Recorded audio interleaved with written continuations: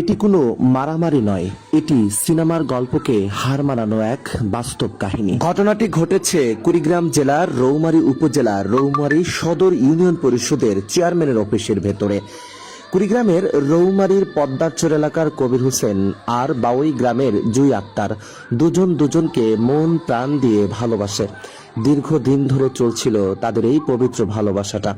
কিন্তু এক পর্যায়ে যখন সবার মধ্যে জানাজানি হয়, একে অপরকে বিবাহ বন্ধনে যখন রাজি হয়, ঠিক তখনই পরিবার হয় তাদের প্রধান বাধা। মেয়ে পক্ষ এবং ছেলেপক্ষ পরিবার কোনোভাবেই মেনে নিচ্ছে না তাদের এই সম্পর্কটি। অবশেষে বাধ্য হয়ে সেই সম্পর্ক ছিন্ন করার জন্য ইউনিয়ন পরিষদে বিচার নিয়ে গিয়েছিলেন।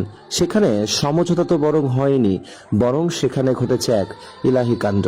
ছেলে এবং মেয়ে দুই প্রেমিক প্রেমিকা এমনভাবে জড়িয়ে ধরেছে, কেউ কাউকে ছাড়ছেন না।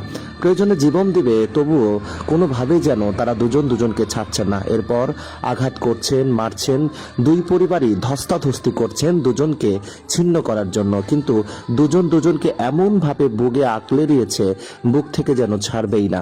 কিন্তু তাদের পরিবারগুলো কিভাবে দেখেন দুজনকে আঘাত করে দুজনকে আলাদা করতে চাচ্ছে, কোনোভাবেই যেন তারা দুজনকে ছাড়ছে না, তারপরেও চেষ্টা চালিয়ে যাচ্ছে। আমাদের সমাজের মানুষগুলো কেন জানে না প্রেম এ তো স্বর্গ থেকে আসে, স্বর্গেই চলে যায়।